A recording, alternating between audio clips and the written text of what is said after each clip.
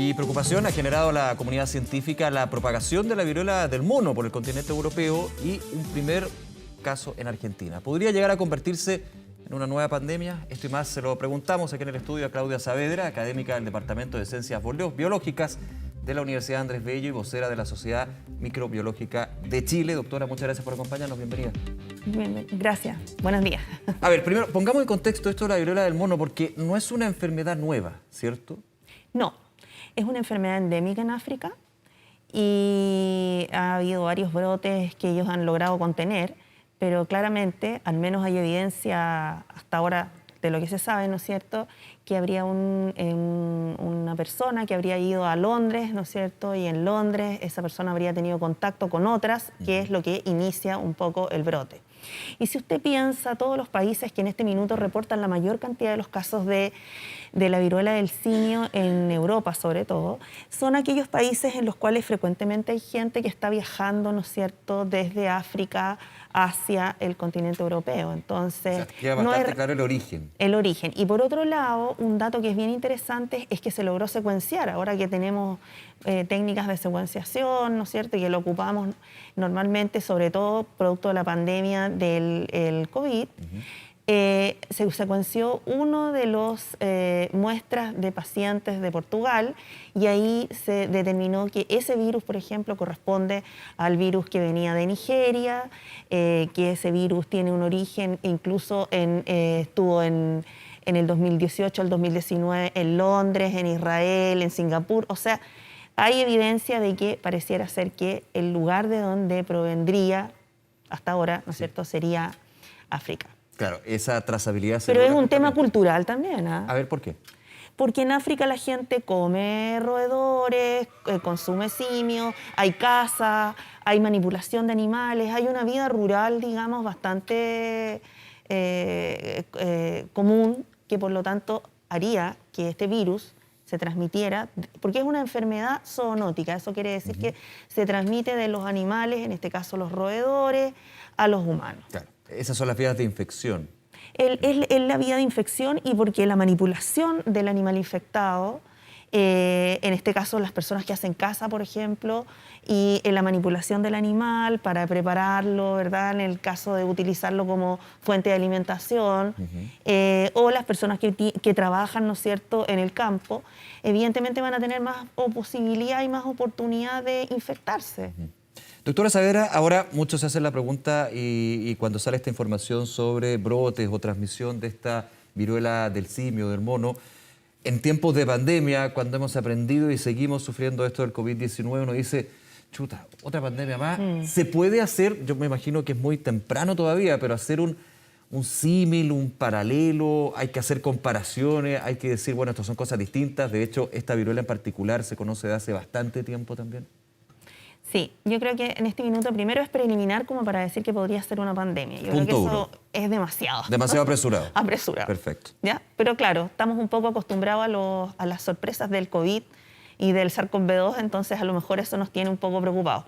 Pero lo que es fundamental es que este virus se transmite, digamos, desde el animal al humano y que el humano infectado, ¿verdad?, hace una incubación o desarrolla la enfermedad en un periodo de 21 días, podría durar de 2 a 4 semanas. Los síntomas son síntomas de la gripe, pero se diferencia de la viruela en el sentido de que aparecen ganglios inflamados. Entonces, yo creo que en este minuto, digamos... Esto ligado a las erupciones cutáneas, ¿no? Una vez que ha progresado la enfermedad en una segunda etapa, aparecen las manchitas en las manos, ¿verdad?, en los extremidades, es lo más evidente en la cara, y después viene, ¿no es cierto?, la cosa más purulenta y una costra, y por lo tanto, a través de todos esos fluidos se produciría, ¿no es cierto?, la infección. Eso es lo que hasta ahora es claro. ¿Qué es lo que dice la CDC? Que la vacuna previa protegería a las personas, pero, por ejemplo, en Chile estamos vacunados, creo que hasta el año 78, se vacunaron las personas contra la viruela. No es tan claro, digamos, existe evidencia previa que muestra que las personas vacunadas estarían protegidas de desarrollar una enfermedad grave. Con la vacuna de la viruela que conocemos todos. Que es la vacuna de la viruela. Independiente si esta es una variante distinta. No, eso no tiene nada que ver porque la evidencia que existe es evidencia previa de estudios que se hicieron en el 2003 en Estados Unidos y también en Inglaterra, donde han tenido estos brotes y con personas que estaban vacunadas frente a personas no vacunadas había una protección del 85%. Ya. Por otro lado, hay antivirales que también se han probado, pero todo eso no se ha masificado, no se sabe cuáles son los efectos. O sea, hay que tomarlo como que son opciones al alcance de la mano, digamos, para controlar los brotes. Lo que sí está claro es que estos lugares, por ejemplo, España, Inglaterra, tienen un sistema de control de los brotes, o sea, son capaces de hacer una trazabilidad adecuada, saben que es el paciente inicial, Claro. aíslan los Especialmente, contactos. perdón, doctora, con esta enfermedad que ya lleva un tiempo, que también existe una vacuna que creo que hace una gran relevancia, una gran diferencia con respecto a insisto, lo que sucedió con el SARS-CoV-2. No, o que sea, esto es comenzamos totalmente sabiendo- distinto porque no sabíamos absolutamente Solamente sabíamos nada. que venía del coronavirus, era lo único que sabíamos. Aquí hay historia, hay data, hay evidencia científica, hay vacuna, de hecho, para hacer también las diferencias. Es importante porque, claro, insisto y vuelvo al punto, en estos tiempos de pandemia, de COVID-19, cualquier enfermedad que suena a brote, uno empieza, pero hay que también, la evidencia científica aquí es bastante clara y es bien relevante. Sí, hay más historia. Hay más historia. historia, se sabe más, efectivamente. más. Se va más avanzado porque de hecho hay al menos un par de antivirales que podrían funcionar bien, que se han probado en laboratorio o se han hecho pruebas de animales, o sea, esto está avanzado. Y por otro lado están estos estudios previos con la vacuna de la viruela que sí estarían funcionando también, protegiendo. Incluso se mencionó que en Massachusetts a los contactos estrechos del individuo que estaba infectado y que estaba en buen estado, se les sugería la vacunación. Ahora, una pregunta que uno también se hace es si existen vacunas, y la verdad es que las vacunas, la CDC es que tiene como una especie de control de quiénes son las personas que deberían vacunarse o no. También en España se habló de que ellos ya habían estado comprando vacunas como una manera de prevenir. ¿Hay un rango etario, por ejemplo, más prevalente a contagiarse de esta viruela? Lo que se ha visto en África es que los niños son más sensibles Ya. y tienen un nivel de mortalidad mayor. Por ejemplo, en un adulto del 1 al 10% la letalidad, en los niños aumenta al 22%. Eso también es importante. Y Y a claro, los más, pero es que yo creo que al final es igual como con todas las enfermedades. Lo hemos visto con el COVID. Eso quiere decir que las personas más débiles, que estén inmunodeprimidos. los denominados grupos de riesgo, aquí se va repitiendo absolutamente. esa máxima, digamos. Exactamente. No hay una gran diferencia, vuelvo al punto. En eso no hay gran diferencia, pero claramente hay elementos que marcan los puntos de inflexión con respecto a uno y otro. Ahora, igualmente, la Organización Mundial de la Salud sigue monitoreando y ha hablado de preocupación, no de alerta, no ha puesto estas categorías que ya conocemos bastante bien con esta pandemia del COVID-19, pero igualmente, como tiene que hacer con cualquier enfermedad y con cualquier brote, mantiene el monitoreo de preocupación, insisto. O sea, tiene que haber un monitoreo porque la idea es que los brotes estén controlados, cortar la cadena de contagio en este caso y impedir que se propague. O sea, yo creo que eso es lo natural y que es lo que corresponde y la Organización Mundial de la Salud eso es lo que debiera hacer y exigir. Usted comentaba lo de la vacuna y aquí en Chile hay toda una historia con respecto a la vacunación contra la viruela. Dentro de lo que fueron las primeras campañas masivas, fuertes, digamos, y que también se ha dicho mucho, la historia de vacunación en Chile ha sido muy relevante para llegar a puntos donde se ha hecho vital, como por ejemplo en esta pandemia que estamos viviendo. Sí, de hecho se dejó de vacunar en el año 1980 de la viruela, porque estaba totalmente erradicada en el mundo.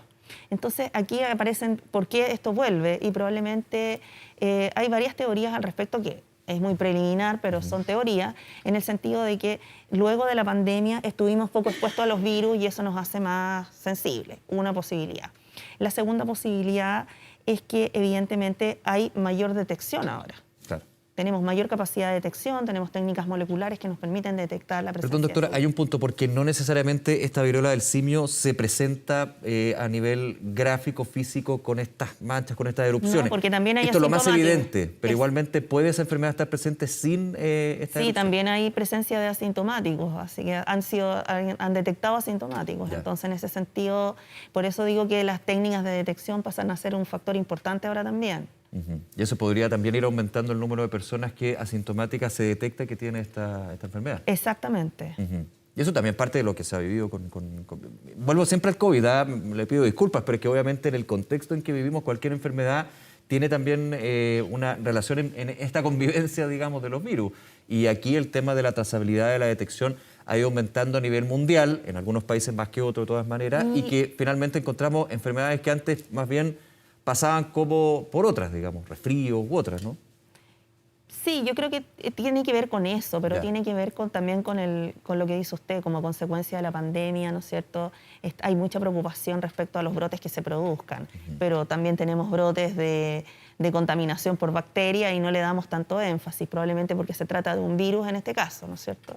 Hay brotes que se producen por contaminación alimentaria Claro. y no tienen tanta relevancia noticiosa como ha tenido la viruela del simio. Pero también es cierto, como dice usted, que hay que establecer ciertas diferencias y aquí hay un paso adelante en el sentido que se conoce cómo es la transmisión y el lavado de manos frecuente, ¿no es cierto? El mantener la distancia con las personas que eventualmente podrían estar contagiadas es bien importante. Y en el caso nuestro, yo creo que no tenemos tanta cercanía de fronteras como tiene, ¿no es cierto?, España con África o lo que está ocurriendo con Bélgica. Igual hay un caso sospechoso en Argentina, pero que venía justamente de esos continentes. Claro, pero pasa a lo mismo, o sea, viene del continente. Yo creo que ahí es donde hay que poner a lo mejor las alertas. Aquellos viajeros, ¿verdad?, que vinieran del continente podrían eventualmente, ¿no es cierto?, si es que tuviesen síntomas o tuviesen preocupación de haber estado en contacto con otra persona. Pero me parece que los brotes deberían ser contenidos. Y otra cosa muy importante, en nuestro país tenemos ya la capacidad como para hacer una buena detección. El Hospital Lucio Córdoba está preparado como para hacer la detección molecular de este tipo de virus. Pensando en secuenciación genómica, ¿no? Pensando en los ensayos que se hacen moleculares, tal cual como para el SARS-CoV-2 se puede hacer para este tipo de muestra, ¿no es cierto? Y me parece a mí que eso también nos tiene que dar una cierta tranquilidad. Ahora, y por otro lado hemos aprendido. Yo creo que es súper importante a eso quería ir. los chilenos hemos aprendido también en este caso. Entonces sabemos lavarnos las manos. Que son las mismas recomendaciones de autocuidado, ¿eh? Ha perdurado en el tiempo el lavado de manos, el lavado de las superficies. Y yo creo que en este caso es más importante que en el caso del COVID, porque el COVID ya sabemos que es un aerosol. Entonces, obviamente, los cuidados son diferentes. Claro. Hasta acá no hay un reporte claro respecto a la transmisión por aerosoles de este virus del simio, pero lo que sí está claro es que a través de los fluidos y el contacto estrecho, ¿cierto?, con las personas o de los residuos de las costras, etcétera, el personal. Y yo creo que es más importante el personal de salud, en este caso, que pudiese estar en contacto con pacientes de esta naturaleza. De todas maneras, y eso por supuesto es un punto. Ahora, con todo lo que se ha aprendido, usted lo decía, doctora, aquí en Chile, con SARS-CoV-2, con otros virus también, ¿eh? No solamente concentrarnos en ese punto, hay una historia en términos epidemiológicos en Chile. Es relevante también ir detectando, viendo las diferencias y por supuesto siempre con la alerta de preocupación del tema. Doctora Claudia Saavedra, agradecerle nuevamente que nos acompañe aquí en Canal 24 Horas. Que esté muy bien. Muy amable, muchas gracias. Gracias Muy por la buenos días. invitación. Que esté muy bien.